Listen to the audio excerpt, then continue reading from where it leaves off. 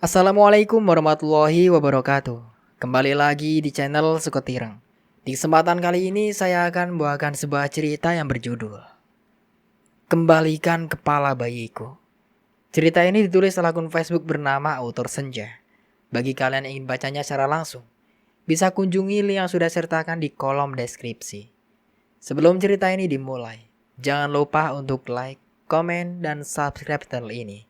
Dan juga tekan lonceng notifikasinya, agar kalian semua tidak ketinggalan cerita-cerita terbaru dari kami.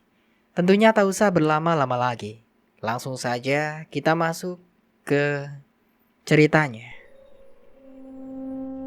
Dengan langkah gontai dan tubuh sempoyongan, Bagus berjalan tergesa-gesa keluar dari kamar mencari sosok laki parubaya yang sudah ia anggap sebagai bapak kandungnya. "Pak, Bapak, Arumbi mana, Pak?" teriak Bagus setelah tiba di depan teras rumahnya. Namun sosok yang ia cari sudah tidak ada di sana.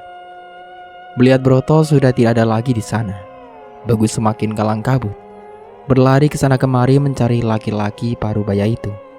Namun lagi dan lagi, sosok yang ia cari sudah tidak ada di sana. Seakan Broto menghilang di telan bumi. "Ya Allah, ada apa ini? Kenapa semua ini sangat membingungkan? Kenapa tidak ada yang bisa menjelaskan apa yang sudah terjadi setelah aku pergi berapa bulan merantau?" ucap Bagus frustasi. Pikirannya semakin jauh menerawang. Mengingat sikap aneh warga desa serta bapak tirinya membuatnya semakin tidak tenang. Belum lagi ingatan tentang mimpi buruk itu membuatnya semakin kehilangan akal. Yang ada di dalam pikirannya hanya Arumbi dan Arumbi serta calon buah hatinya. "Arumbi, kamu kemana sayang?" ucap Bagus sesenggukan sambil berpegangan dinding rumahnya. Lalu dengan tiba-tiba, tubuhnya luruh begitu saja. Seakan tungkai kakinya dan tulang-tulang persendiannya tidak sanggup lagi menahan bobot tubuhnya. "Ya Allah, Dek, kamu kemana?" ucap Bagus lagi meraung. "Kamu kemana sayang?" ucap Bagus lagi dengan suara parau. Setelah beberapa lama terdiam menangis sunggukan, Bagus kembali bangkit dari duduknya, lalu pergi menuju ke suatu tempat. Karena baginya hanya di tempat itulah ia bisa menemukan sosok seseorang selain Broto yang mampu menjawab semua pertanyaan-pertanyaan yang ada di dalam benaknya. Lokasi rumah yang tidak jauh dari kedalaman hutan dan jauh dari pemukiman warga membuat Bagus kesulitan untuk mengetahui apa yang sudah terjadi selama ia pergi merantau ke kota. Belum sempat Bagus melangkah, tidak sengaja mata elangnya menangkap sebuah kain yang sangat ia kenal tersangkut di jendela kamarnya. Bagus yang saat ini berada di luar rumah, di samping dinding kamar yang menjadi saksi cintanya bersama Arumbi, seketika langsung berdiri dan meraih robekan kain yang sangat ia kenal itu. Setelah berhasil meraih robekan kain itu, seketika membuat mata elang laki-laki itu semakin melotot sempurna. Pikirannya semakin jauh menerawang. Bagaimana tidak, kain yang tersangkut itu bukanlah kain biasa, melainkan kain robekan dari pakaian yang pernah ia belikan untuk Arumbi sebagai hadiah karena sudah mengandung buah hati tercintanya. Melihat robekan kain yang sangat ia kenal itu, semakin membuat mata Bagus memanas. Air mata mulai kembali menggenangi kedua kelopak matanya. Lalu dengan terburu-buru ia berlari menuju ke suatu tempat di mana baginya ia bisa menemukan jawaban atas apa yang sudah terjadi selama ia pergi merantau. Dengan langkah lebar, laki-laki bernama Bagus itu berlari kencang dengan menuju ke suatu tempat sambil meremas kuat robekan kain yang sangat ia kenal itu. Sepanjang perjalanan jauh dari lubuk hatinya, ia selalu berdoa agar Arumbi dan calon buah hati tercintanya dalam keadaan baik-baik saja dan tidak kekurangan apapun. Walaupun ia sendiri tidak tahu di mana keberadaan keduanya sekarang. Setelah beberapa lama berlari dengan nafas yang masih memburu, akhirnya Bagus sampai ke sebuah tempat yang ia pikir mampu menjawab semua pertanyaan yang ada di dalam benaknya. "Assalamualaikum," ucap Bagus dengan nafas yang masih memburu. Tidak lama menunggu, akhirnya ada pergerakan dari dalam rumah yang menjadi pertanda bahwa sang pemilik rumah sedang ada di dalam rumah. Setelah itu terdengar pintu terbuka dan muncullah laki-laki parubaya berpakaian serba putih lengkap dengan peci putih di kepalanya. "Waalaikumsalam," ucap laki-laki parubaya itu sebelum melihat sosok yang ada di depannya. Bagus, kau sudah pulang," ucap laki-laki itu terkejut melihat siapa sosok yang ada di depannya. "Paman, ada apa ini? Kenapa warga desa maupun bapak bertingkah sangat aneh saat melihat kehadiranku? Lalu kemana Arumbi dan buah hatiku berada, Paman?" Ucap Bagus tidak sabar. Ia hanya ingin secepatnya mengetahui di mana keberadaan Arumbi dan buah hatinya. "Sabar, nak. Ayo masuk dulu ke dalam rumah," ucap laki-laki parubaya berpakaian serba putih itu. Bagus hanya manut mendengar ucapan laki-laki yang ia sebut sebagai pamannya itu, lalu masuk ke dalam rumah mengikuti sang pemilik rumah. "Ada apa ini, Paman?" ucap Bagus frustasi, tidak sabar mendengarkan jawaban dari saudara kandung almarhum ibunya itu. Sebelum menjawab pertanyaan Bagus, laki-laki parubaya bernama Ridwan itu terlebih dahulu menyuguhkan segelas air putih untuk Bagus, agar laki-laki yang masih sangat muda itu sedikit tenang. "Minumlah, lalu laksanakan terlebih dahulu kewajibanmu sebagai seorang muslim. Baru setelah itu kita bicarakan semuanya secara baik-baik. Kau belum melaksanakan sholat asar, bukan?" ucap laki-laki parubaya itu. Mendengar ucapan pamannya, Bagus kembali manut dan melakukan apa yang pamannya perintahkan kepadanya. Laki-laki itu mulai beranjak dari duduknya, mengambil air wudhu lalu masuk ke dalam ruangan dan menggelar sajadahnya. Setelah itu barulah ia melaksanakan kewajibannya sebagai orang muslim. Tidak lupa selesai sholat, ia juga mengangkat kedua telapak tangannya, berdoa untuk kedua orang yang sangat ia cintai, berharap semua sang pemilik takdir selalu memberikan takdir serta jalan hidup yang terbaik untuknya dan orang-orang yang ia cintai. Setelah selesai berdoa, laki-laki itu menutup wajahnya dengan kedua telapak tangannya, pertanda bahwa ia sudah selesai berdoa. Namun belum lama selesai berdoa, sayup-sayup indera pendengarannya mendengar suara isak tangis yang terdengar sangat memilukan, yang membuat siapa saja ikut sedih mendengarnya. "Sakit," terdengar isakan tangis serta suara rintian rasa sakit dari sosok pemilik suara itu. Mendengar suaranya tangisan dan rintian kesakitan itu, sontak membuat mata laki-laki bernama Bagus itu melotot sempurna. Mata yang baru saja terpejam karena berdoa, kini kembali terbuka lebar.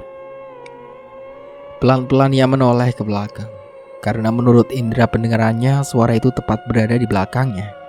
Dan benar saja, tepat saat tubuhnya berputar, kini ia bisa melihat dengan jelas siapa sosok yang menangis, merintih kesakitan itu. "Arumbi, ya Allah, kamu pulang sayang," ucap Bagus sumringah, sambil beranjak cepat mendekati sosok yang sangat ia rindukan itu.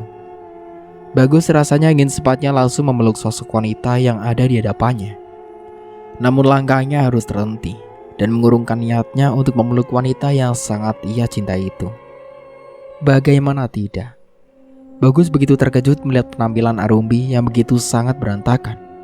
Wajah cantik yang selalu bisa membuat jatuh cinta berkali-kali dengan senyuman manis dari bibir mungilnya, kini terlihat begitu sangat pucat.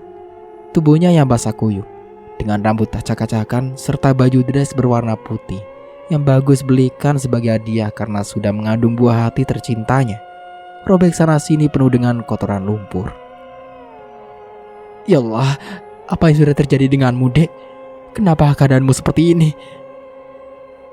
ucap Bagus khawatir tangannya bergerak menyentuh tubuh wanita yang sangat ia cintai itu. Setelah tangannya berhasil memegang tangan pucat Arumbi, Bagus semakin terkejut.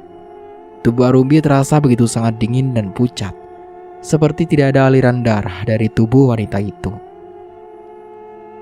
"Sayang, kamu dari mana? Mas mencarimu kesana kemari, seperti orang yang tidak waras, Dik. Ayo kita pulang, sayang," ucap Bagus sambil tetap memegang tangan dingin Arumbi dan tetap menatap wajah pucat sang istri tercinta. Sedangkan sosok wanita di hadapannya hanya diam menunduk, tanpa menjawab ucapan Bagus sama sekali. "Bagus, kau sudah selesai sholat, nak?" ucap laki-laki parubaya bernama Ridwan itu. Mendengar suara panggilan dari pamannya, sontak membuat Bagus langsung menoleh ke arah suara panggilan itu berasal. Namun saat matanya kembali menoleh ke arah wanita yang sangat ia cintai itu, Bagus semakin dibuat terkejut. Kini sosok Arumbi sang pujaan hati sudah tidak ada lagi di hadapannya, menghilang seperti ditelan bumi. Melihat sosok Arumbi sudah tidak ada di hadapannya, membuat Bagus benar-benar terkejut. Bagaimana tidak? Jelas-jelas Arumbi sedang duduk di hadapannya. Namun kini kemana Arumbi pergi? Di sisi lain, kabar menghilangnya Arumbi sudah tidak lagi terdengar. Yang ada hanya kabar tentang teror sosok makhluk menyeramkan dengan tubuh terpotong-potong, yang setiap kali muncul selalu meminta untuk dikembalikan kepala bayinya, sehingga membuat semua warga desa semakin cemas dan ketakutan. Setiap menjelang maghrib sudah tidak ada lagi aktivitas apapun yang ada di desa itu, sehingga membuat desa itu setiap malamnya menjadi sepi dan sunyi. Warga desa begitu ketakutan sehingga setiap menjelang maghrib semua warga sudah berada di dalam rumah masing-masing dan menutup pintu rumah mereka rapat-rapat.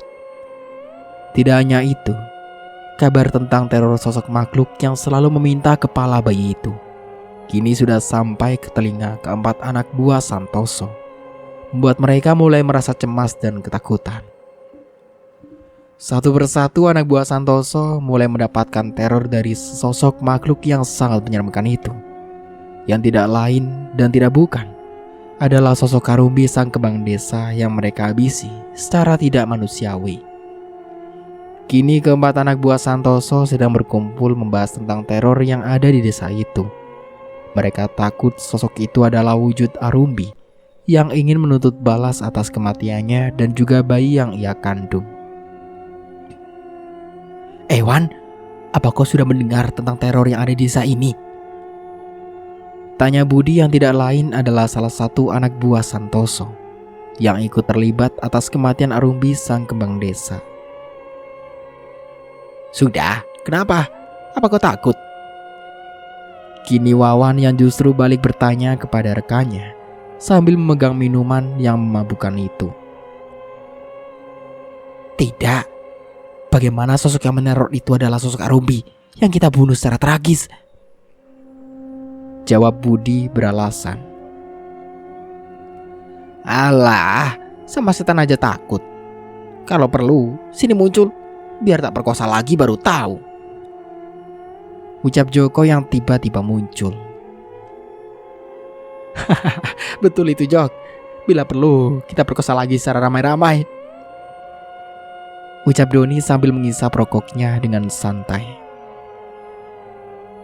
"Apa kalian lupa dengan sumpah Arumbi pada saat kita menghabisi nyawanya?"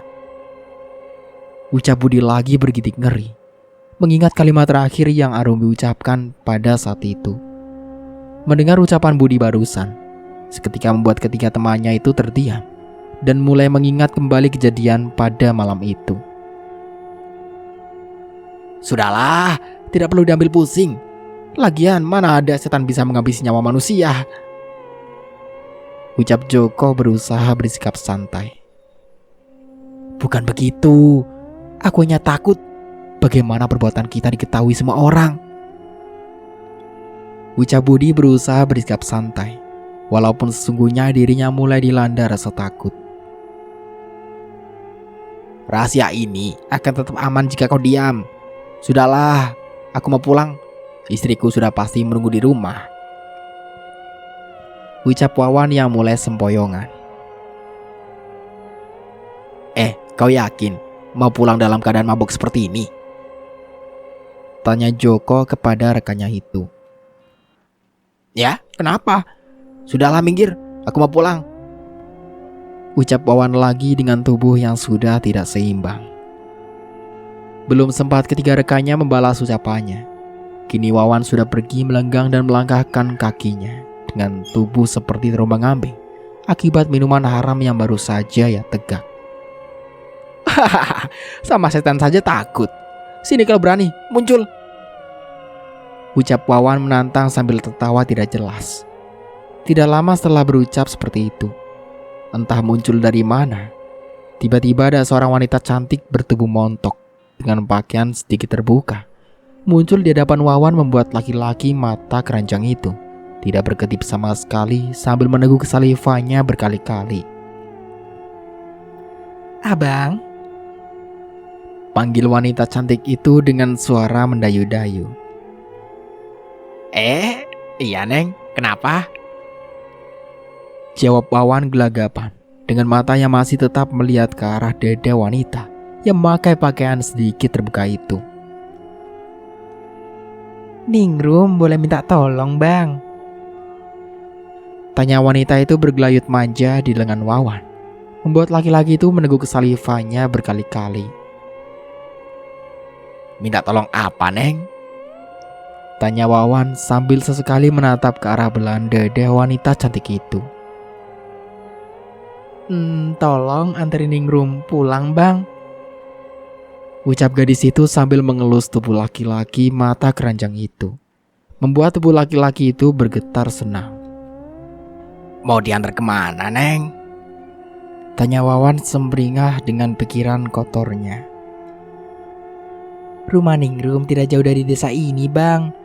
Cuma Ningrum takut pulang sendirian. Jawab wanita itu dengan wajah sendu, sambil tetap mengelus tubuh Wawan dengan tangan lentiknya. Apa yang abang dapat kalau abang nganterin Neng pulang? Tanya Wawan lagi sambil mencolek dagu wanita cantik di hadapannya. Apapun yang abang mau, pasti Ningrum berikan kok. Ucap wanita cantik yang muncul secara tiba-tiba itu, dengan mengedipkan satu matanya sambil tersenyum centil. Mendapatkan perlakuan seperti itu membuat Wawan semakin tersenyum sumringah. Dengan pikiran kotornya, dengan mudah Wawan menyetujui keinginan wanita itu, tanpa merasa aneh sedikit pun. Ayo bang. Ucap wanita cantik bertubuh montok itu dengan suara mendayu-dayu, sambil menggandeng tangan Wawan erat. Bagai seekor kerbau yang dicucuk hidungnya, Wawan seakan terhipnotis dengan kecantikan dan kemolekan tubuh wanita di hadapannya itu. Serta rayuan dari wanita itu semakin membuat Wawan tergila-gila.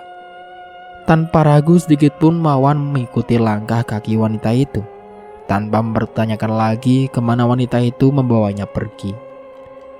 Dengan tubuh semboyongan Wawan terus melangkahkan kakinya mengikuti wanita cantik bernama Ningrum itu. Sesekali Wawan merangkul dan mengelus bahu wanita bertubuh montok itu tanpa melihat sekelilingnya. Kini di kepala laki-laki itu sudah dipenuhi dengan pikiran kotor dan hawa nafsu, sehingga membuat Wawan tidak sadar jika wanita cantik itu membawanya masuk ke dalam hutan di tempat ia beserta komplotannya menghabisi Arumbi dan juga bayinya secara tragis. Setelah tiba di tempat yang menjadi saksi bagaimana Arumbi sang kembang desa diperkosa, dihabisi, dan dimutilasi tubuhnya, wanita cantik yang sudah menggandeng tangan Wawan itu tiba-tiba langsung menghentikan langkahnya lalu mengempaskan tangan Wawan dengan sangat kuat, sehingga membuat tubuh laki-laki yang sudah semboyangan itu terpental seketika.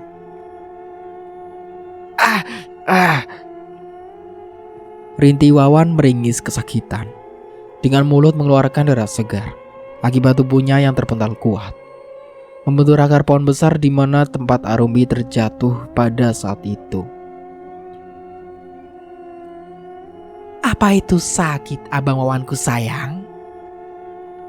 Ucap wanita cantik yang berpakaian sedikit terbuka itu dengan suara lemah gemulai, lalu berjongkok di hadapan Wawan yang terbaring merintih kesakitan. Siapa kau? Ucap Wawan meringis kesakitan, berusaha untuk berdiri dengan mulut yang masih mengeluarkan darah segar. Apa kau tidak mengingatku? Ucap wanita cantik itu dengan tatapan mata tajam, penuh amarah dan dendam. Mendengar ucapan wanita itu, Wawan masih belum sadar juga jika wanita cantik yang mengaku sebagai Ningrum itu tidak lain dan tidak bukan adalah sosok Karumbi sang kembang desa yang ingin menuntut balas atas kematiannya dan juga bayi yang ia kandung selama 9 bulan. Siapa kau? Tanya Wawan lagi. Akibat pengaruh minuman beralkohol yang ia minum, membuat laki-laki itu sulit untuk berpikir jernih. Apa kau sudah melupakanku? Wanita yang sedang hamil 9 bulan, yang kau perkosa berkali-kali bersama teman bajinganmu itu. Kau bunuh, kau tebas kepala bayi yang tidak berdosa itu. Lalu kau mutilasi dan kau buang tubuhnya ke dalam sungai. Apa kau sudah melupakan itu? Ucap wanita cantik itu penuh penekanan di setiap kalimat yang ia ucapkan. Dengan linangan air mata saat mengingat kepala bayi yang tidak berdosa terpisah dari tubuhnya. Mendengar ucapan wanita cantik itu, seketika Wawan tersadar akan keberadaannya sekarang dan siapa sosok wanita yang ada di hadapannya. Tubuh Wawan mulai menggigil ketakutan, lalu kembali mengingat akan sumpah yang pernah Ruby ucapkan pada saat wanita malang itu mengembuskan nafas terakhirnya. Setelah tersadar dan mengingat semua kejadian pada saat itu, tubuh Wawan semakin gemetar ketakutan. Laki-laki itu kembali berusaha bangkit, berdiri tegak dengan tubuh sempoyongan, berlari terpontang-panting menjauh dari wanita cantik yang ingin menuntut balas atas kematiannya. Mau lari kemana kau bajingan? Ucap wanita cantik itu, lalu berubah menjadi sosok makhluk yang sangat menyeramkan. Rambut panjang terurai menutupi sebelah wajahnya dengan kedua bola mata merah menyala. Arumbi, wanita cantik yang dikenal sebagai kembang desa, kini berubah menjadi sosok yang sangat menyeramkan. Seluruh kulit tubuhnya membiru mengelupas dengan binatang putih menggeliat, serta darah berwarna merah kehitam-hitaman berbau busuk mengalir dari potongan tubuhnya yang terpisah-pisah itu. Dengan seluruh kuku panjang berwarna hitam dan perut besar tanpa busana itu merangkak, merayap mengejar Wawan yang sudah berlari dengan tubuh yang masih sempoyongan. Terdengar suara tawa sosok Arumbi melengking, seakan menggema di dalam hutan lebat itu. Tidak, tolong. Teriak Wawan kencang, sambil tetap berlari meminta pertolongan. Wawan terus saja berlari kencang, namun anehnya setelah berlari cukup jauh, Wawan justru kembali lagi ke tempat yang sama, di tempat ia dan komplotannya menghabisi Arumbi pada saat itu. Lalu tiba-tiba, Wawan kembali terjatuh di tempat yang sama lagi, sehingga membuat perutnya kembali terbentur dengan keras di akar pohon di tempat Arumbi terjatuh pada saat itu. Membuat Wawan kembali meringis kesakitan dengan darah segar kembali mengalir keluar dari mulutnya. Maafkan aku Arumbi, aku menyesal. Ucap laki-laki itu meringis kesakitan memegangi perutnya. Setelah menyadari jika ia kembali ke tempat yang sama, sambil menatap sosok Arumbi yang semakin mendekat ke arahnya.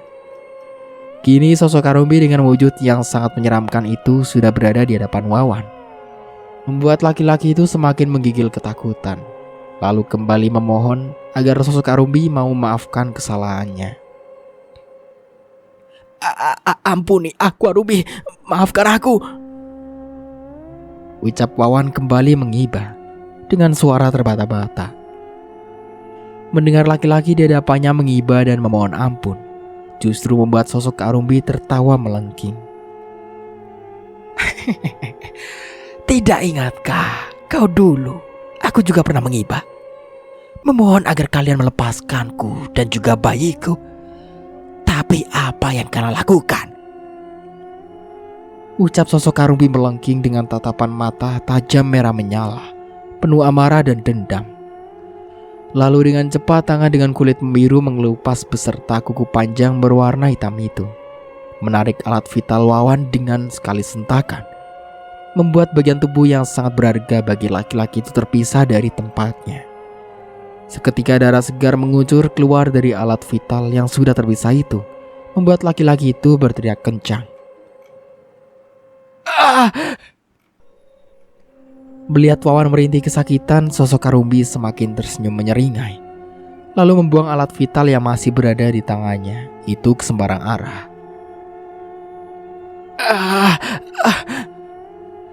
Rintih Wawan meringis kesakitan sambil melihat ke arah bawah, di mana bagian tubuh yang sangat ia bangga-banggakan sudah terpisah dari tubuhnya. Kau lelaki bajingan. Kau tidak layak untuk hidup, ucap sosok Karumbi penuh penekanan, sambil tersenyum menyeringai menunjukkan gigi runcingnya bercampur dengan darah merah kehitam-hitaman. Ampuni aku Karumbi. Aku menyesal, ucap Wawan terbata-bata dengan nafas yang tersengal-sengal. Merintih bergerak ke sana kemari seperti cacing kepanasan akibat darah segar kembali mengucur deras dari alat vital yang sudah terpisah itu. Aku akan memaafkanmu jika kau bisa mengembalikan kebahagiaanku seperti semula dan mengembalikan kepala bayiku yang kalian tebas secara tidak manusiawi, ucap sosok Karumbi tajam, membuat mata berwarna merah itu semakin terlihat menyala-nyala. Maafkan aku Karumbi. Lirik Wawan lagi melemah dengan nafas yang semakin tersendat-sendat. Mendengar suara Wawan yang terus saja mengibah, Karumbi merasa geram. Dengan cepat tangan berkuku runcing berwarna kehitaman itu mencengkram leher Wawan hingga membuat tubuh laki-laki yang sudah melemah itu terangkat ke udara. Dengan kuat sosok Karumbi mencengkram leher Wawan hingga kuku panjangnya berwarna kehitaman itu menembus kulit dan daging laki-laki yang sudah melemah itu. Darah segar kembali mengucur deras dari leher Wawan sampai laki-laki itu kesulitan untuk bernafas. Lalu dengan tiba-tiba kepala Wawan jatuh terpental terpisah dari tubuhnya. Melihat hal itu, sosok Karumbi semakin tersenyum menyeringai. Lalu setelah itu sosok Karumbi kembali merangkak, merayap cepat menyeret kepala Wawan hingga hilang ditelan kegelapan malam. Di tempat lain, Karumbi, kau pergi kemana, Dek? teriak Bagus frustasi setelah melihat sosok wanita yang sangat ia cintai menghilang di hadapannya secara tiba-tiba. Mendengar teriakan Bagus, seketika membuat laki-laki parubaya bernama Ridwan itu datang menghampiri Bagus yang sudah menangis sesenggukan dengan tubuh gemetar. Bukan hanya rasa rindu yang Bagus rasakan, namun juga rasa takut akan kehilangan wanita dan calon buah hati yang sangat ia cintai. Bagus, ya Allah nak, ucap laki-laki parubaya itu menghampiri Bagus, merasa iba dengan keadaan Bagus sekarang. Ridwan sangat tahu bagaimana perasaan Bagus terhadap Arumbi, wanita cantik yang dikenal sebagai kembang desa itu. Paman, ada apa ini? Tolong katakan pada aku apa yang sudah terjadi selama aku pergi merantau dan di mana Arumbi berada, Paman? Ucap Bagus mengiba dengan tubuh terguncang. Mendengar dan melihat keadaan Bagus, Ridwan hanya bisa menarik nafas dalam, lalu mulai mencoba untuk menjawab pertanyaan-pertanyaan yang selama ini Bagus lontarkan padanya. Baiklah, Paman akan menceritakan semuanya. Tapi kau harus berjanji setelah mendengar semuanya untuk tetap bersikap tenang. Jangan biarkan emosi menguasai dirimu, ucap Ridwan lagi berusaha menjelaskan dengan tenang. Ridwan takut jika laki-laki muda di hadapannya semakin terguncang jiwanya setelah mengetahui segalanya. Jika boleh memilih, Ridwan tidak ingin menceritakan semuanya. Tapi Bagus berhak tahu atas apa yang sudah terjadi selama ia tidak ada di desa ini. Mendengar ucapan pamannya, Bagus hanya bisa manut dan kembali mendengarkan apa yang akan pamannya ucapkan dengan dada bergemuruh. Setelah kau pergi merantau selama berapa bulan, menitipkan Arumbi kepada Broto, bapak tiri yang kau anggap seperti orang tua kandungmu sendiri. Paman belum sempat untuk menjenguk keadaan Arumbi dan calon buah hatimu. Paman sibuk dengan urusan di desa ini. Terlebih lagi kau juga tahu apa tugas paman setelah dipilih menjadi ketua di desa ini. Ucap Ridwan berusaha menjelaskan dengan setenang mungkin. Jadi paman tidak tahu apa yang terjadi dengan Arumbi? Tanya Bagus cepat. Ia tidak sabar mendengarkan penjelasan pamannya. Setelah paman menyelesaikan pekerjaan di desa ini, paman pergi ke rumahmu untuk menemui Arumbi. Tapi paman tidak menemukan siapapun di rumah itu, termasuk Broto. Jawab Ridwan lagi. Ya Allah deh. Ucap Bagus frustasi sambil bersandar di papan kayu yang menjadi pondasi utama rumah panggung itu. Melihat Bagus frustasi, Ridwan kembali bungkam. Berat rasanya untuk melanjutkan perbincangan ini. Lalu, apa yang terjadi lagi, Paman? Tanya Bagus lagi berusaha bersikap tenang. Meski dadanya terasa begitu sesak seakan ada beban berat yang menimpa tubuhnya. Melihat tidak ada siapapun di rumahmu, paman memilih untuk pulang. Namun ketika dalam perjalanan pulang, tidak sengaja paman mendengar perbincangan warga desa tentang Arumbi dan bayi yang ia kandung. Ucap Ridwan lagi menarik nafas dalam sebelum kembali melanjutkan ucapannya lagi. Apa yang warga desa ucapkan, Paman? Tanya Bagus lagi dengan suara gemetar. Warga desa mengatakan jika hilangnya Arumbi karena ia pergi bersama dengan laki-laki lain, ayah dari bayi yang Arumbi kandung. Jawab Ridwan lagi berusaha setenang mungkin agar keponakannya bisa menerima kenyataan pahit ini dengan ikhlas. Setelah mendengar jawaban dari semua pertanyaannya, Bagus hanya bisa bersandar di dinding papan kayu rumah panggung itu. Tubuhnya terasa begitu lemas, dadanya terasa begitu sesak. Tubuhnya kembali berguncang. Air matanya kembali merembes dari sudut matanya. Bagus tidak menyangka, setelah kepergiannya banyak sekali kejadian buruk yang tidak pernah ia pikirkan bisa terjadi kepada wanita yang sangat ia cintai itu. Ia yakin Arumbi tidak akan pernah bisa mengkhianatinya. Bagus tahu bagaimana tulus cintanya Arumbi kepada dirinya. Terlebih lagi sebelum ia pergi merantau, Arumbi sudah hamil pada saat itu. Itulah yang menjadi alasan Bagus pergi menjauh dari wanita yang selalu menjadi ratu di dalam hatinya. Setelah perbincangan itu, sejenak suasana menjadi hening. Belum sempat Ridwan kembali bersuara. Tiba-tiba, brak! Terdengar suara dentuman dari atas atap rumah, hingga membuat Bagus dan Ridwan terperanjat kaget. Allahu Akbar! Ucap Bagus terperanjat kaget. Sedangkan pamannya Ridwan hanya diam mematung setelah mendengar suara dentuman keras dari atas atap rumahnya. Suara apa itu, Paman? Tanya Bagus kepada pamannya. Sedangkan sosok yang diajak bicara masih tetap diam, mematung seakan terhanyut dalam lamunannya. Paman, panggil Bagus lagi sambil menepuk bahu pamannya. Oh, iya. Ada apa, Gus? Jawab Ridwan cepat setelah sadar dari lamunannya. Entah apa yang ada dalam pikiran laki-laki parubaya itu, sehingga membuatnya sejenak terdiam mematung. Suara apa itu, Paman? Tidakkah Paman mendengarnya juga, bukan? Tanya Bagus lagi. Iya, paman juga mendengarnya. Ucap Ridwan gelagapan. Terlihat dari ekspresi wajah laki-laki parubaya itu, mengisyaratkan sesuatu yang membuat Bagus merasa aneh dengan tingkah pamannya itu. Bagaimana kalau kita keluar mengeceknya, Paman? Usul Bagus lagi, sambil tetap memperhatikan tingkah laku pamannya. Apa? Mengeceknya? Tanya Ridwan gelagapan sambil menelan salivanya kasar. Ada apa dengan Paman? Kenapa setelah mendengar suara dentuman barusan, tingkah Paman menjadi sedikit aneh seperti ini?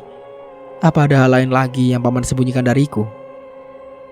Tanya Bagus penuh selidik. Paman tidak apa-apa. Tidak ada yang Paman sembunyikan darimu. Lagi pula, hari sudah mulai larut malam. Sebaiknya kita tidur. Kau juga pasti sangat lelah, bukan? Beristirahatlah. Besok saja kita lanjutkan pembicaraan tadi. Dan masalah suara yang kau dengar tadi, lupakan saja. Anggap kau tidak mendengar suara apapun. Jawab Ridwan setenang mungkin. Tapi Paman, ucap Bagus lagi sebelum ia menyelesaikan ucapannya. Ridwan terlebih dahulu memotong pembicaraannya. Besok saja. Sekarang kau tidurlah. Tita laki-laki parubaya itu, lalu beranjak pergi meninggalkan Bagus seorang diri di dalam ruangan itu. Mendengar ucapan pamannya, lagi-lagi Bagus hanya diam dan patuh atas apa yang pamannya titahkan kepadanya. Bagus sangat menghormati dan sangat mempercayai pamannya itu. Terlebih lagi hanya Ridwan satu-satunya keluarga kandung yang ia punya setelah kematian kedua orang tuanya. Sedangkan Arumbi juga sama seperti Bagus. Kedua orang tua Arumbi juga telah lama meninggal setelah berapa bulan Arumbi menikah dengannya. Arumbi anak semata wayangnya sehingga di desa itu ia tidak memiliki sanak keluarga lain selain Bagus dan juga keluarga Bagus. Terlebih lagi jarak lumayan jauh dari pemukiman warga dan dekat dengan kedalaman hutan, semakin membuat Arumbi jarang bergaul dengan warga di desa itu. Pagi ini, Bagus dan Ridwan dikagetkan dengan ramainya suara warga desa yang berada di sekitar rumah panggung itu. Entah apa yang membuat warga desa itu heboh di waktu sepagi ini, sehingga membuat pemilik rumah terbangun dari tidurnya, lalu pergi keluar memeriksa apa yang terjadi di luar rumahnya itu. Tuh Gusti, siapa yang sudah melakukan perbuatan sekeji ini? Ucap warga desa itu heboh, bertanya-tanya atas kejadian yang sudah menimpa desa itu. Kasihan sekali, bagaimana kejadian seperti ini bisa terjadi di kampung kita? Ucap salah satu warga desa itu lagi prihatin. Namun tidak kalah ada juga warga desa yang bergidik ngeri melihat pemandangan mengerikan di depan matanya. Bagaimana tidak? Jelas di depan mata semua warga desa itu ada sebuah potongan kepala manusia dengan pemandangan yang sangat mengerikan. Kedua matanya memutih melotot ke atas, dengan lidah menjulur dan mulut benganga mengeluarkan darah segar yang kini sudah mulai mengering. Yang lebih membuat warga desa itu kaget, potongan kepala manusia itu tidak lain dan tidak bukan adalah Wawan, sosok laki-laki yang dikenal gemar berjudi dan juga mabuk-mabukan. Melihat kerumunan warga desa di depan rumahnya membuat Ridwan dan Bagus merasa penasaran. Lalu dengan cepat kedua laki-laki itu berjalan membelah kerumunan warga desa yang ada di depan rumahnya. Setelah membelah kerumunan dan melihat apa penyebab warga desa itu heboh di waktu sepagi ini, kedua laki-laki itu benar-benar dibuat kaget. Lalu tanpa sadar mereka berdua saling lempar pandang dan kembali mengingat suara dentuman keras yang terjadi semalam. Melihat pemandangan mengerikan di depan matanya dan mengetahui siapa sosok di depannya membuat Ridwan bergidik ngeri. Seketika wajah Ridwan menjadi pucat pasi dengan keringat dingin yang mulai bercucuran dari dahi laki-laki parubaya itu. Kematian Wawan dengan secara tragis benar-benar sukses membuat desa itu gempar. Warga desa bertanya-tanya, bagaimana bisa kepala Wawan tergeletak di depan rumah Ridwan, ketua di desa itu? Lalu di mana tubuhnya? Apa Wawan dibunuh oleh sosok makhluk yang sering meneror penduduk desa? Terlebih lagi istri Wawan mengaku jika sebelum kematian suaminya, Wawan sempat pergi keluar di malam hari menemui teman-temannya. Atau kematian Wawan disebabkan binatang buas? Itulah yang kini menjadi pertanyaan besar warga desa itu. Untuk sementara, aku cukupkan dulu ceritanya sampai di sini. Sampai jumpa kembali di part berikutnya. Kurang lebihnya mohon maaf. Wassalamualaikum warahmatullahi wabarakatuh.